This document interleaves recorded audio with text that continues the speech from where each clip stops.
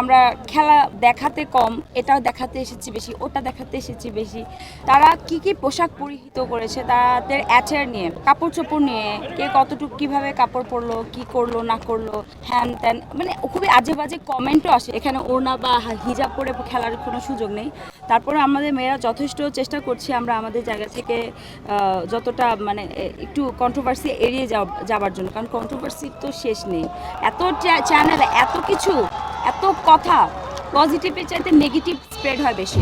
আমাদের লাইফ নিয়ে সবার আগ্রহ থাকে, এটা স্বাভাবিক। এবং এই নিউজটা যখন আবার যারা দেখবে তারা বলে আপনারা একটু ঠিকঠাক মতো পড়লেই হয় কাপড়। সেটা হয়তো যে পড়েছে তার কাছে দৃষ্টিকটু না, এক একজনের পার্সোনালিটি এক এক রকম। আমার পার্সোনালিটি ভাই, আমি সামথিং লুজ, ওভার সাইজ।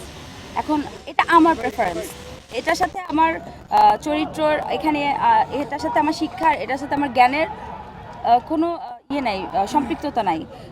বা হচ্ছে দৃষ্টিকটুর ব্যাপারটা যদি বলি, যার যার দৃষ্টিভঙ্গি। এখন যে মেয়েটা বোরকা পরে, ওই মেয়েকে দেখেও অনেকের অনেক কিছু হয়, তো এটা আসলে বলে লাভ নেই। বা মানে বোরকা বললে আবার অনেকে অনেক ক্ষেপে যাবে।